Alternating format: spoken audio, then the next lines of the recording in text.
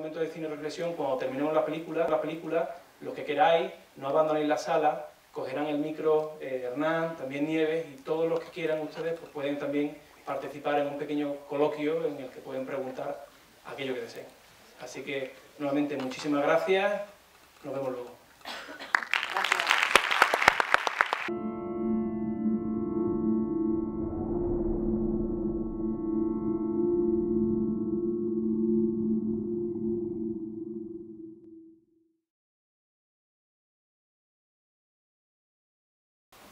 Gracias. Fue surrealista el rodaje y ya está bien trivializar un poco, ¿no? Distensar un poco, fue un poco absurdo. Son elementos más propios del cine que del reportaje, ¿no? El steady, el raíz, la cámara, las dos cámaras, el equipo subacuático, la parte hecha con los drones. Fue un poco, aquello era un poco un circo por nuestra parte, ¿no? Aparte, un viaje lo hice con John, otro lo hice solo y era, bueno, el hombre un pulpo, ¿no? Y era raro también porque todos nuestros compañeros con chaleco antibalas y casco iban en una dirección, bueno, nosotros íbamos en otra, porque había que apegarse, pero cierto instinto tuyo era, de hecho alguna mañana decía, bueno, hemos matado, me acuerdo una mañana habían matado a un niño en una mezquita, y yo le decía, vamos a, no, que el camino es este, ¿no? En ese sentido fue un rodaje distinto, como creo la película es distinta, ¿no? Implicó, después de 20 años de profesión, cambiar el chip en muchas cosas y bueno, tampoco, pasando ya más a lo político, las autoridades israelíes no lo pusieron fácil, como siempre, pero eso es parte del sino de trabajar en Gaza. No nos lo llevaban nada, al contrario, en la última parte del rodaje tuve que irme varios días antes y perder material y perder dinero porque no decía una cosa, hacían otra, no entendía bien cuando los tiempos te marean, juegan, y mi reflexión es, bueno, si juegan con extranjeros, ¿qué no harán con los palestinos, ¿no? Que llevan ahí atrapados 8 años? Y bueno, he hecho muchas historias en su momento, en 2006, de niños que tenían que salir a operarse, sobre todo problemas del corazón, y iban a la frontera, bueno, hoy no, vuelve mañana, vuelve pasado, ¿no? Digamos, es un constante juego con la gente que está ahí encerrada y atrapada, ¿no? Eso, bueno, para nosotros es algo, como periodistas, nimio, ¿no? Los que sufren son los que están ahí, pero fue interesante también el rodaje, esa parte, ¿no? Quedaban más historias por contar y más cosas que a mí me hubiese gustado profundizar, pero bueno, no me dejaron hacerlo y bueno, debería darle las gracias o no por cortar nuestra libertad de expresión y de narración. Por lo demás, del lado palestino, que también es otra pregunta que suelen hacer cuando hay entrevistas y todo, no había nadie. Los líderes de Hamas, como es lógico, estaban asustadísimos en los túneles, desaparecidos, así que íbamos un poco a nuestro albur, nadie nos tenía ningún impedimento para contar lo que quisiésemos contar y como quisiésemos contarlo, ¿no? Así fue el rodaje, fue distinto, como creo que es distinta la película.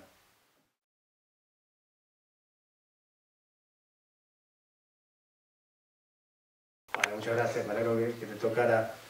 Bueno, la respuesta de toda la gente en general está siendo muy positiva. De hecho, estáis todos aquí y es un martes, y es tarde, y son navidades, como bien decía Bebe, y mucha gente en cines de España está viendo la película, ¿no? Creo que lo que podemos hacer desde Europa, no sé mi impresión, ¿no?, del conflicto, es la única parte del mundo que no ha reconocido a Palestina como Estado es Europa y Estados Unidos. El resto del mundo lo ha hecho, y lo ha hecho en su momento, ¿no? Porque en el 48 se quedan 2 estados, pero por derivas políticas, de especulación inmobiliaria, bueno, por todo lo que ha pasado en estos 60 años, los palestinos no tienen un estado. Y ahora Europa empieza a reaccionar. Primero fue Suecia, después Inglaterra, después el Parlamento español, el francés. Al fin se están moviendo cosas. Y yo creo que está en nuestras manos presionar a nuestro gobierno o elegir a gente o escribir a nuestros representantes para que avancen en ese sentido, para que ya no sea solo el legislativo, sino ya el ejecutivo el que reconozca a Palestina. Israel no va a dar un paso atrás, las colonias en territorio en Cisjordania y en Jerusalén Oriental no van a volver, y Gaza no va a dejar de ser un gueto y una gran prisión a cielo abierto hasta que Europa no se imponga. Yo siempre lo he tenido claro, yo he trabajado mucho en la zona y tengo un libro y siempre decía esto, y lo he hablado con Solana y lo he hablado con gente de la Unión Europea, esto pasa por Europa.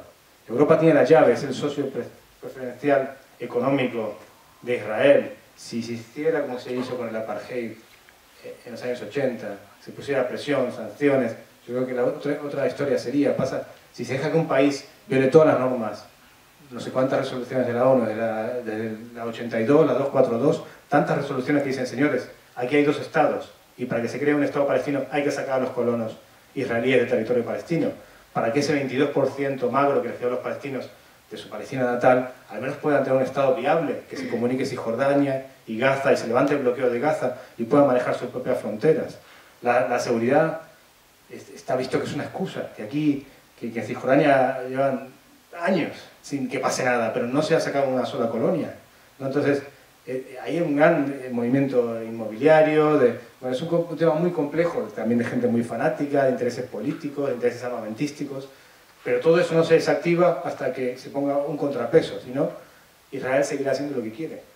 Y en ese sentido, como ciudadanos de la parte del mundo que tiene más influencia sobre Israel, tenemos mucho que decir. Yo creo que en ese sentido es un buen momento, porque hace 5 años parecía imposible lo que está pasando en Europa, pero Europa, la política exterior europea va hacia decir, bueno, señores de Israel, no quieren reconocer el Estado palestino, pues lo vamos a hacer nosotros.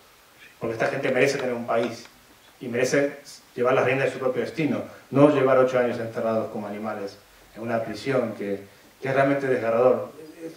Cosas que no he puesto en el documental son muy pocas, porque casi todo lo que los niños han dicho está ahí, pero que te digan, porque eso es lo que pasa en el mundo globalizado. Los niños son muy conscientes, todos son muy conscientes hoy en día. Hoy vas a ver a una persona que es víctima de la violación en el Congo y entiende perfectamente cómo funciona el mundo, porque tiene un móvil, porque tiene internet, ya no es como hace 20 años. Entonces los niños de Gaza saben perfectamente. Uno me decía, ¿por qué no me puedo comprar un libro en Amazon? ¿Por qué? No, pero no hay correo, no llega el correo, está bloqueado, no pueden ni eso. ¿Por qué no pueden ir de vacaciones, no? Lo mínimo que piden. Lo mínimo que piden es un poco de ser como, de una vida como nosotros. ¿Por qué les ha tocado a ellos? Es algo que nunca entenderé, pero si algo positivo que tenemos aquí es que podemos influenciar y podemos hacer cambios, ¿sabes? Si fuera otro país, si estuviéramos en Sudamérica o en Asia, te diría, bueno, no hay nada que hacer más que observar desde lejos, pero en Europa está la llave del cambio. Y en ese sentido, os invito a todos a que asumáis y que presionéis y que en el momento que tengáis la posibilidad de hablar con alguien o enviar una carta a alguien, lo hagáis, ¿no? Discúlpame, perdóname, ¿cómo te llamas? Regina, muchas gracias. A mí personalmente creo que lo que más me haría feliz, y creo que es de la mejor manera que podemos hacer algo, porque al final nos sentimos impotentes, nos vamos a casa, se nos olvida, es difundirlo, difundir este documento, porque esto es un documento que es necesario, más allá de, además podés escribir una carta al periódico, pero difundirlo, moverlo. Ahora mismo las redes sociales son una maravilla para este tipo de cosas, de generar presión, de repente llegar a un lado, a otro, tu amiga es psicóloga, ¿cómo no?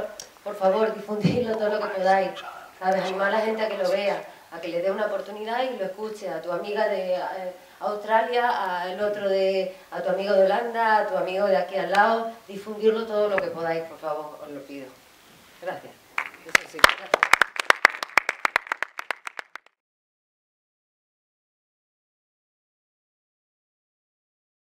Gracias. A ver, un poco el making of.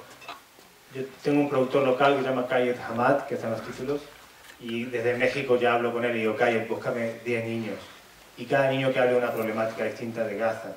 Mi idea era que entre todos nos sirvieran para armar un puzzle, que nos sirviera para entender qué pasa en Gaza. Entonces hay el niño pescador, el niño agricultor, la niña que ha perdido toda la familia bajo un bombardeo, Bisan, son dos que la niña herida. Digamos, cada uno te cuenta una problemática de la infancia en Gaza, ¿no? Entre todos yo creo que hacen un retrato coral, polifónico, bastante completo de lo que implica haber nacido en Gaza o ser niño en Gaza, ¿no? Que era el título original de la película. Que las niñas están peor que los niños en todos lados del mundo. Bueno, seguramente en Europa no, pero en África, en Asia, en América Latina, lamentablemente, siempre esta doble marginación y esta doble postergación, ¿no? Ser pobre y ser mujer y ser niña ya es lo peor que te puede pasar en el universo, ¿no?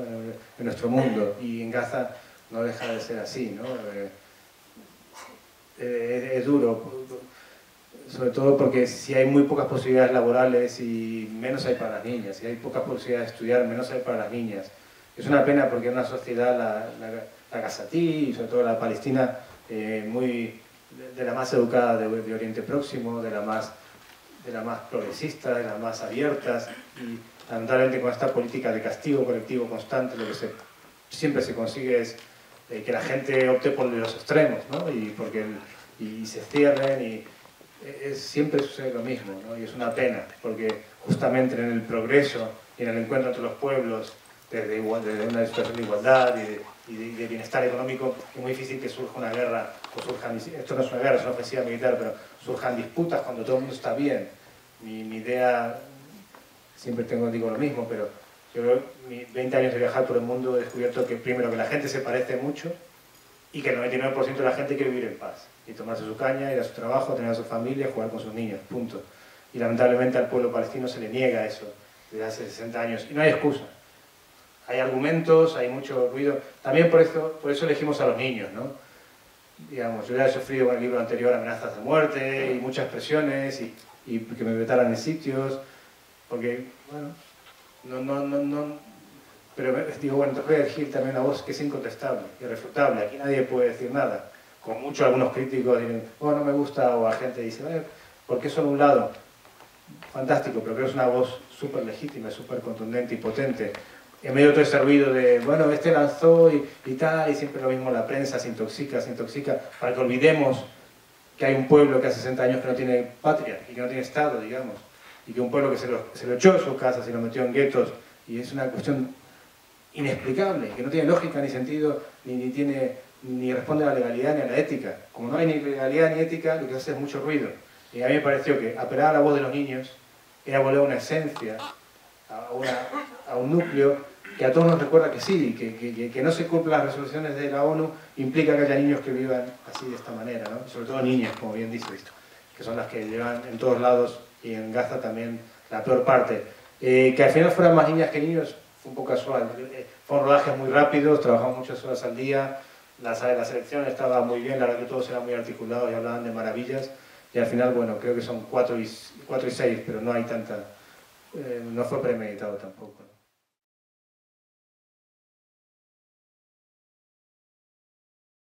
Hombre, en Israel hay mucha gente que tiene la misma visión que nosotros. Pasa gente que cada vez tiene menos votos y menos peso específico, pero tengo muy buenos amigos, Idon Levy, Meir Marguerite, de una izquierda, de kibbutz, una idea de que querían vivir codo a codo con los palestinos, ¿no? Que esta es gente muy idealista. Lamentablemente cada vez están más saliendo del escenario político, pero yo sé que ellos, y he hablado con algunos de ellos, van a organizar paces y yo sí puedo voy a ir, porque bueno, también está bien. Había una amiga mía israelí que es muy pro Netanyahu y muy sionista, y estaba muy conmovida ella.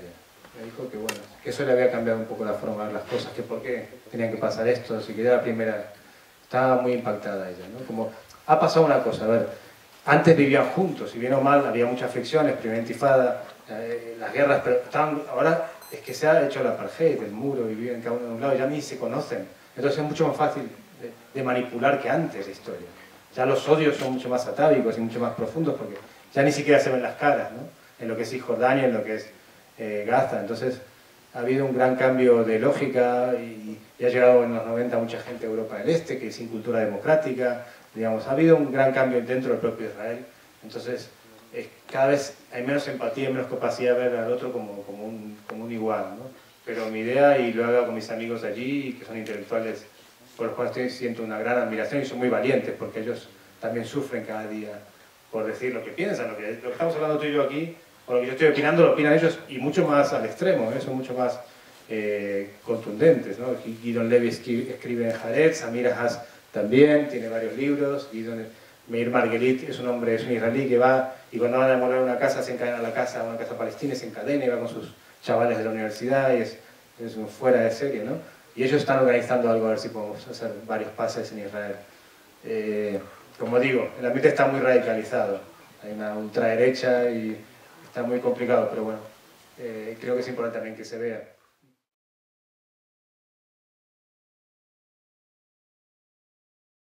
Es una grandísima pregunta, no tengo la respuesta. Yo creo que en sentido tengo la misma perplejidad que tú, ¿no? Y la misma gente de Gaza, lo que he percibido, yo creo que la película transpira un poco lo mismo.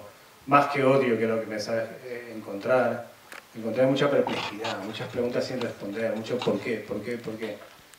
Es lo que más Y la infancia siempre juega, eso es fantástico también, es un instinto. Pueden ser muy maduros cuando hablan, pero después te das vuelta y cogen cochecito o lo que sea, y están en la arena, y juegan, y son niños, y se pelean. Eso también siempre es magnífico ver esa parte, por eso quisimos también cerrar con las imágenes de niños jugando, ¿no? Para mostrar eso que quizás no había quedado tan bien reflejado en el documental. Yo no tengo respuestas, si te soy sincero, no sé qué va a pasar.